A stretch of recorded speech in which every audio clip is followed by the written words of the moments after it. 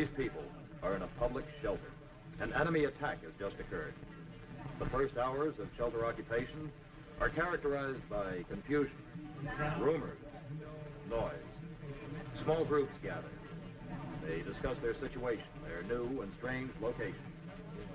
This, however, is not the case with all shelter occupants. Some withdraw, freeze, become a member of no group. But there is one common value, one pervading thought: self-preservation, self-protection, self. Social values must return before individuals will function as a group. Luckily, the needs to achieve this are few: organization, leadership, recreation, training, empathy with fellow shelter occupants.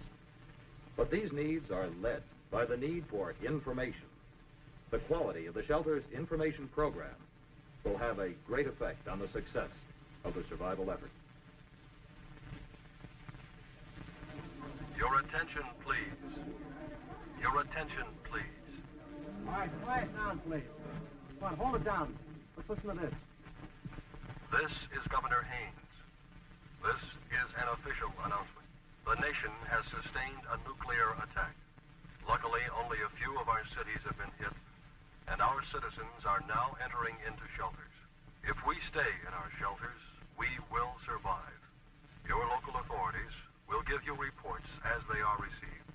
In the meantime, remember, stay in your shelter. Positive information is reassuring. To get it, a radio is desirable. Providing shelters with radios is the responsibility of the community. But although it gives the big picture, the radio is an impersonal thing. What about our town, our neighborhood, our home? May I have your attention, please? Ladies and gentlemen, may I have your attention for just a moment? You've heard our governor. We have other information that there's been no heavy damage in our area. So if some of your family is not in this shelter, be reassured. Fill out these registration forms. It'll help us to locate your families. That's all.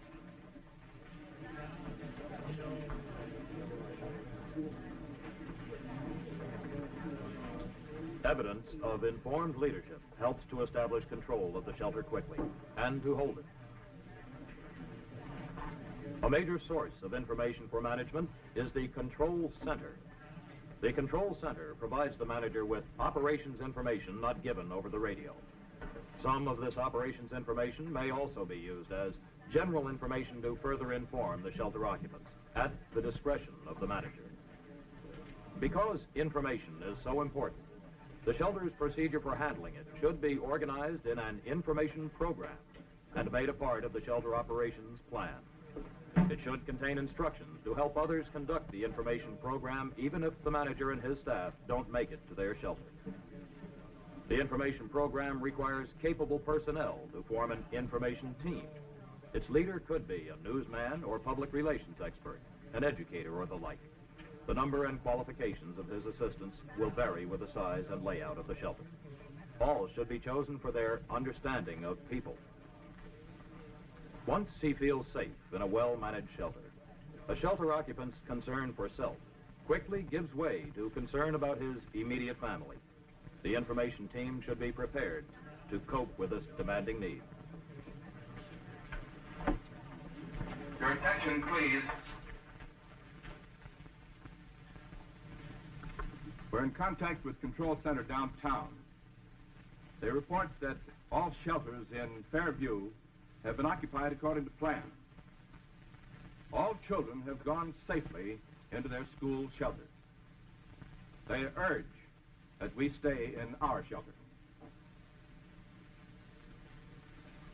Reassuring news about family can help draw distraught individuals out of themselves. Supplying information helps them start back to a normal condition of social awareness and responsibility. They will form spontaneous groups to talk out the situation, relieving pressure. But these groups lack purpose and organization. They must be given more information to help management build a close-knit shelter society for survival. As soon as possible, post a public announcement schedule.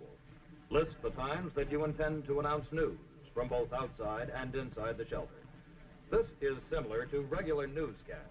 It will give shelter occupants regular high points to look forward to. Urgent announcements, of course, should be made immediately. Just as in normal times, issuing the news is a critical responsibility of trust. The timely release of news and the preparation of the occupants to accept bad news when necessary are the responsibility of the shelter manager and his staff. Your attention, please. Your attention, please. As we expected, fallout is moving over the city. Radiation levels have not been determined as yet. Another information problem concerns the issuance of bad news. The public has as much right to know the unpleasant as the cheerful. Knowing just how to deliver it and how to cope with possible reaction is the essence of a good information program. If the manager believes that the effect on morale is serious, he must be prepared to offset this with positive instructions and information. The manner in which information is given is extremely important. Calmly rather than excitedly. Authoritative rather than confused. Giving both good news and bad. Keeping shelter occupants informed of outside events. Asking for ideas. Confiding serious problems. Will gradually draw individuals into a group with a growing morale and a willingness to cooperate. But as the group spirit develops, there will be ever-present forces that tend to divide it again. One of these is a familiar information problem, false rumors. There's a rumor going around. Some of them want to sleep in the other half of the room tonight because they say there's less radiation over there. Well, that figures. All of them tried to sleep over here last night. The rumor then was that only this end of the shelter was safe. The rumors are canceling each other out. All right, let's have Charlie set up a demonstration to prove that both rumors are just scuttlebutt. When they have the correct information, we won't have a problem.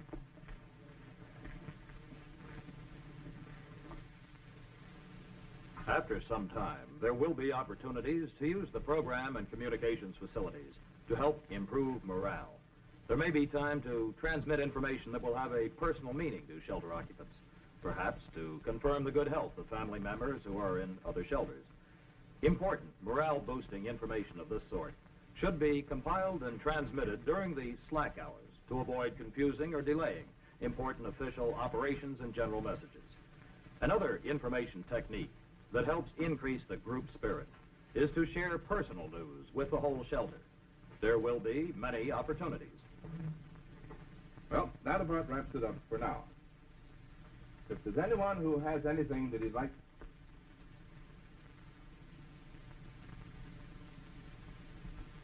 Well, looks like we do have another bit of news.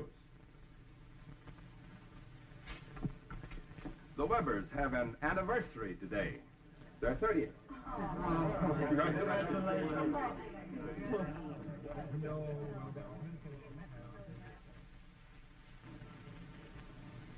When the routine of existence has at last been established in the shelter and news becomes repetitious, life may become boring.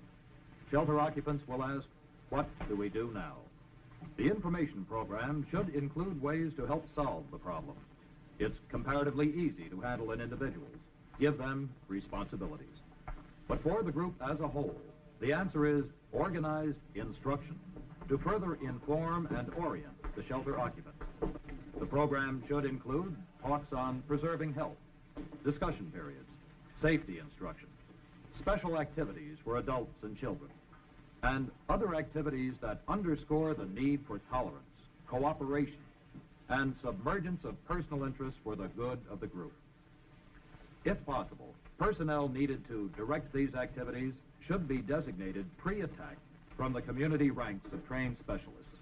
If more are required, they can be selected with the help of the registration forms from among the shelter occupants, school teachers, recreation and athletic directors, professional people, and church leaders.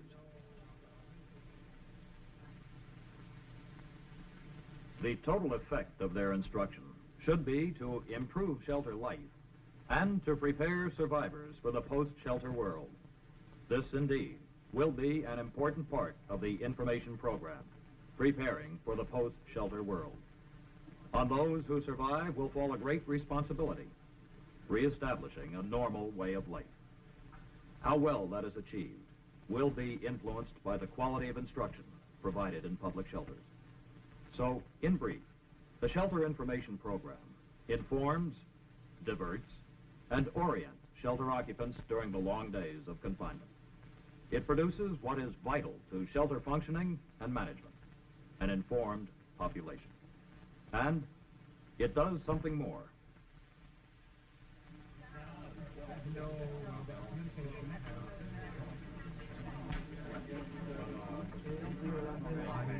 Thank you, Doctor. And now, finally, to the matter that we've all been thinking about. Just when can we all leave the shelter? It has been several days. Radiation fallout has decayed, but there still is some radiation present. So as you know, the staff does not believe that anyone should go out. But some of you do. Now again, you realize that we don't want to hold anyone in the shelter against his will. So before you make your final decision, it might be wise to hear how some of the others feel. Can I say something? Oh, yes, of course, Mr. Mills, go ahead. Well, I only got on the information team pretty recently. To be honest with all of you, maybe I just got on any team pretty recently. What I mean is, when I got here right after, I was kind of shook. I guess we all were. I didn't know what was happening. I felt closed in.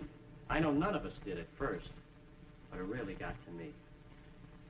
Sure helped finding out about the kids, though.